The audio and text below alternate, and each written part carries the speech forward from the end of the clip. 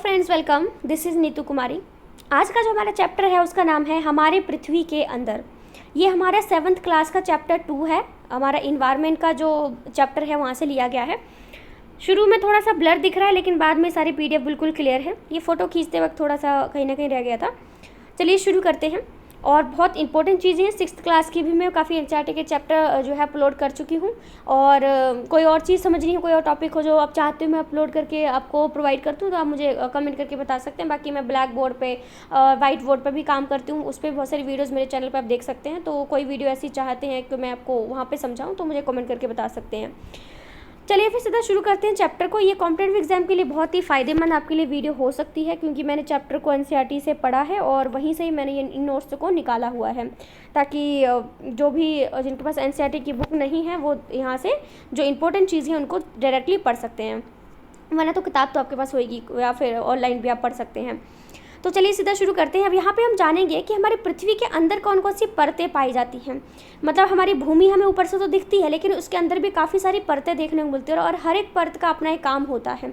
और हर एक जो परत बनी हुई होती है उसका खुद का एक टाइम लिमिटेशन होता है, या फिर एक मतलब एक समय के साथ वो बनी हुई होती है। एकदम से सारी लेयर नहीं बन जाती हैं, धीरे धीरे करके उसमें बाढ़ें आ गई, बारिश आ गई, मिट्टी में चेंज हुआ, तो काफ़ी चीज़ें आती रहती हैं। तो भारत का आंतरिक भाग के बारे में सबसे पहला पॉइंट है कि पृथ्वी की सतह की सबसे ऊपरी परत जो है उसको पर्पटी कहा जाता है। सबसे इंपॉर्टेंट चीज़ है हमारी कि पृथ्वी की सबसे ऊपरी सतह जिस पे हम चलते हैं, फसल उगाते हैं, उसको पर्पटी कहा जाता है। यह सबसे पतली परत होती है। ठीक है, कौन सी होती है? सबसे ज़्यादा ये पतली परत होती है। यह महाद्वीपीय सतह में 35 किलोमीटर और समुद्रीय सतह में केवल 5 किलोमीटर तक होती है। देखिए, कुछ ऐसे लाइनें होती हैं जो समझ पाना थोड़ा सा मुश्किल होता है, बट इनका एक ही इलाज है कि आप इनको जैसा का तैसा याद कर लें। ठीक है, महाद्वीपीय सहिति, इसका मतलब नहीं समझ में आया था मुझे। तो महाद्वीपीय सहिति में 35 किलोमीटर है इसकी दूरी, और समुद्री सतह में ये 5 किलोमीटर तक आपको देखने को मिल सकती है। ठीक है, महाद्वीपीय सहिति में मुख्य रूप से सिलिका और एल्यूमिना जैसे खनिजों से ये बनी होती है। जो महाद्वीपीय सहिति होती है, अभी मैंने वो डायग्राम बनाया हुआ, सॉरी, ठीक है, वहाँ पे दर्शाती हूँ मैं आपको क्या बताने की कोशिश कर रही हूँ। तो जो महाद्वीपीय सहिति है मुख्य रूप से उसमें सिलिका और एल्यूमिना इस तरह के खनिज जो हैं वो उनसे ये बनी होती है। महासागर की पर्पटी अगर कोई पूछता है तो ये सिलिका और मैग्नीशियम की बनी हुई होती है। दो इंपॉर्टेंट क्वेश्चन है। अगर कोई हमसे पूछता है कि महाद्वीपीय सहिति किस किस चीज़ को लेकर बनी हुई है, किन खनिजों को लेकर बनी हुई है, तो वो बनी हुई है हमारी सिलिका और एल्यूमिना को। अगर कोई पूछता है कि महासागर की पर्पटी किन दो चीज़ों से मिलकर बनी है, तो सिलिका और मैग्नीशियम, इन दोनों से मिलकर ये बनी है। ये डायग्राम देख सकते हैं, ये वाला डायग्राम हमारी एनसीईआरटी की बुक से ही मैंने यहाँ पर बनाया हुआ है। वहाँ पर भी आप देख सकते हैं, वहाँ पर कलरफुल है थोड़ा सा। जैसे कि यहाँ पे कलर, जैसे ये वाला जो चीज़ें थी ये सारी ऑलमोस्ट उसमें ग्रीन करके रखी हुई थी।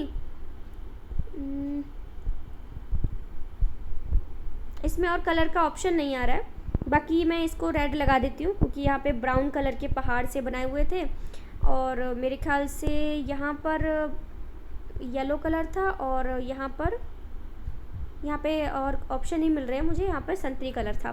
ठीक है, तो इस तरह से कलरफुल जो है उसको बनाया गया था। तो ये दर्शाने की कोशिश की जा रही है कि ये जो हमारा ये वाला, एक मिनट रुकिएगा, ये तो मिल जाएगा, ये सारा क्या था? ये वाटर था। तो यहाँ पर उन्होंने बताने की कोशिश करी है कि ये वाला जो इलाका है सबसे ऊपर का, जो पृथ्वी का सबसे ऊपर का जो इलाका है वो महासागरों से है। ठीक है, महासागर भी ऊपर आपको मिल जाते हैं और अब हाँ हमको जो है वो महाद्वीप भी मिल जाते हैं। महासागर की ऊपरी सतह पर क्या होता है कि आपका पानी ही ऑलमोस्ट होता है, लेकिन अगर महाद्वीप की सतह की बात करते हैं तो वहाँ पर पहाड़ होते हैं और मैदान होते हैं, खाली मैदान, वो सब इसमें काउंट कर लिए जाते हैं। फिर आप देखेंगे इसमें महासागरीय पर्पटी, महासागर के नीचे की जो ज़मीन होती है उसको महासागरीय पर्पटी कहा जाता है, और महाद्वीप के नीचे की जो भूमि होती है उसको महाद्वीपीय पर्पटी कहा जाता है। आप इसको एनसीईआरटी की बुक से भी चेक कर सकते हैं, बाकी मैंने आपको जैसा का तैसा बनाकर भी यहाँ पर दिखा दिया, कलर भी भर दिए, ताकि थोड़ा सा क्लैरिटी आपको यहाँ पर हो जाए। पर्पटी के ठीक नीचे मेंटल होता है। ठीक है, ये लाइन भी मुझे थोड़ी कम ही समझ में आई थी। मेंटल का यहाँ पे क्या मतलब हो सकता है? मेटल नहीं लिखा हुआ था, वहाँ पे मेंटल ही लिखा हुआ था। कहीं आप सोचे कि मैंने गलत लिख दिया हो, वहाँ पे मेंटल ही लिखा हुआ था। परपटी के ठीक नीचे मेंटल होता है जो 2900 किलोमीटर की गहराई तक फैला होता है, जिसकी सबसे आंतरिक परत जो होती है वो क्रोड होती है और जिसकी त्रिज्या 3500 किलोमीटर होती है और ये निकल और लोहे की बनी हुई होती है। अगर कोई मेंटल के बारे में पूछता है तो सबसे पहला जो हमारे पास पॉइंट आता है वो आता है कि ये 2900 किलोमीटर तक फैली है। सबसे जो आंतरिक परत है उसको क्रोड कहते हैं और जिसकी त्रिज्या 3500 है और ये लोहे और निकल की से बनी हुई होती हैं। बस ठीक है, इतना याद रखिएगा इसके बारे में। उसके बाद आता है ये एक पॉइंट आता है जो कि बहुत इंपॉर्टेंट है, वो ये है कि पृथ्वी की त्रिज्या कितनी होती है। पृथ्वी की जो त्रिज्या होती है वो 6371 किलोमीटर होती है। ये तो आपको अलग से ही लिख लेना है, अगर नोट्स बना रहे हो सुन के भी तो अलग से लिख लो कि पृथ्वी की जो त्रिज्या होती है वो 6000, ठीक है, 6371 किलोमीटर होती है। पृथ्वी की परपटी बनाने वाले खनिज पदार्थ के किसी भी प्राकृतिक पिंड को शैल कहा जाता है। यानी पृथ्वी की जो ऊपर की परपटी है उसको बनाने में जो खनिज पदार्थ इस्तेमाल होते हैं वो प्राकृतिक पिंड होते हैं जिनको हम शैल कहते हैं। शैल जो होते हैं भिन्न भिन्न आकार के भी हो सकते हैं, भिन्न भिन्न रंग के भी हो सकते हैं और उनका गठन भी अलग अलग हो सकता है। बाकी 3 टाइप के शैल आपको एनसीईआरटी के अंदर बताए गए हैं। पहला हमारे पास आता है आग्नेय शैल, फिर है अपसादी, फिर है कायांतरित। ठीक है, इंग्लिश में भी नीचे हिंदी में बनाकर लिखा हुआ है, बुक में भी ऐसे ही लिखा हुआ था हिंदी मीडियम की बुक में। ठीक है, तो यहाँ पर ज़रूरी याद रखना कि शैल जो होते हैं ना वो 3 प्रकार के होते हैं। कॉम्पिटेटिव एग्जाम में आपको तीनों का ऑप्शन देके 4th ऑप्शन सभी दे देगा। जब आपको पता होगा तभी आप सभी पे भी टिक लगा पाओगे। तो शैल जो होते हैं वो 3 प्रकार के होते हैं, आग्नेय शैल होते हैं, अपसादी शैल होते हैं और कायांतरित शैल होते हैं। जो आग्नेय शब्द होता है ये लैटिन भाषा के शब्द से निकला है जिसका मतलब होता है अग्नि, और जो अपसादी शब्द है ये भी लैटिन भाषा के शब्द से निकला है जिसका मतलब स्थिर होता है। और ये जो हमारा मेटाफोरफिक शब्द निकला है ये ग्रीक भाषा से निकला है जिसका मतलब होता है रूप परिवर्तन। 3 प्रकार के शैल होते हैं और इसमें एक और चीज़ जो हमें याद रखनी है वो हमारे पास ये आ जाती है कि ये जो आग्नेय शैल है इसके भी आगे हमें 2 पार्ट्स में इसको बांटा गया है।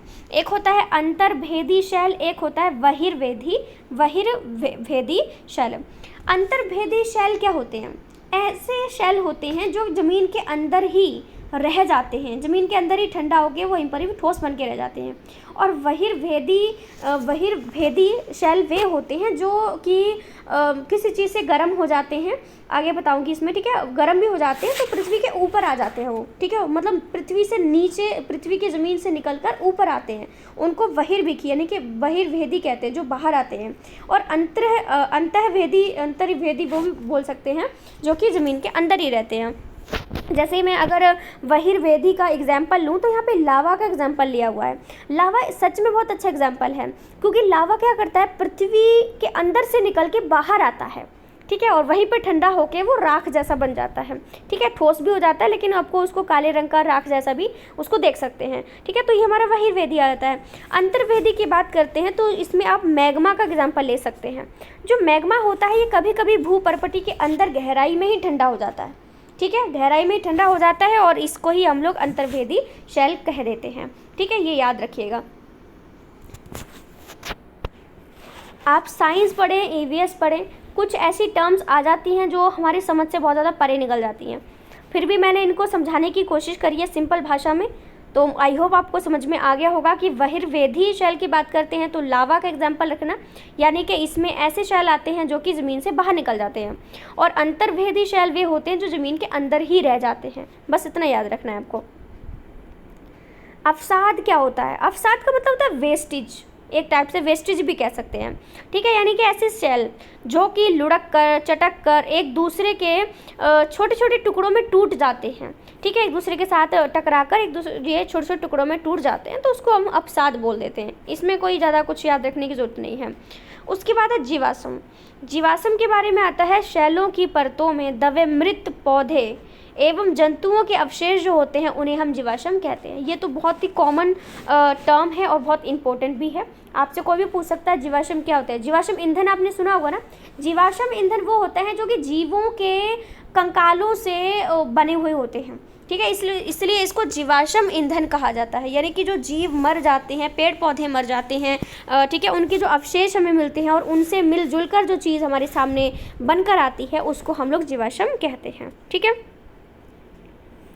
नोट में यहाँ पे बहुत ज़रूरी चीज़ें 2 करवाई थी, मैंने लिख दिया साइड में। पहला नोट आता है हमारे पास कि लाल किला। जो लाल किला होता है वो लाल बलुआ पत्थर से बना होता है, एनसीईआरटी में दिया गया था इसलिए मैंने इसको नोट कर लिया है, ठीक है। तो लाल किला जो होता है ये लाल बलुआ पत्थर से बना होता है। और दूसरा है ताजमहल जो कि सफ़ेद संगमरमर से बना हुआ है। शैल के बारे में एक और चीज़ आती है, वो है कि एक शैल से दूसरे शैल में परिवर्तन होने की इस प्रक्रिया को शैल चक्र कहते हैं। अगर कोई पूछता है कि शैल चक्र क्या होता है, सीधी सी बात है, एक शैल दूसरे शैल में जब चेंज हो जाता है, परिवर्तित हो जाता है, तो उसको हम शैल चक्र कह देते हैं। खनिजों के बारे में लिखा हुआ है कि जो खनिज होते हैं वो मानव जाति के लिए बहुत ज़्यादा इंपॉर्टेंट होते हैं।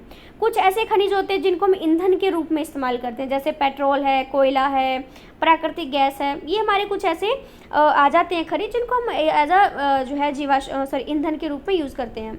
और कुछ ऐसे होते हैं जिनको उद्योगों में औषधि के रूप में, उर्वरकों के रूप में भी इनका इस्तेमाल किया जाता है, जैसे लोहा, एल्यूमिनियम, सोना, यूरेनियम, इनका इस्तेमाल किया जाता है, ठीक है। तो ये हमारे पूरे 3 पेज थे इस चैप्टर को निपटाने के लिए। जितना ज़रूरी मुझे लगा मैंने बना लिए नोट्स। आप भी चैप्टर को खुद रीड भी कर सकते हैं और कुछ इंपॉर्टेंट रह गया हो तो मुझे कमेंट करके बता सकते हैं। बाकी अच्छा लगे तो वीडियो को लाइक करके जाइएगा। Thank you so much. और वीडियो को लाइक करना, शेयर करना और सब्सक्राइब भी कर सकते हैं। आपको अच्छा लगे तो कर सकते हैं, ठीक है। So thank you so much. Thank you.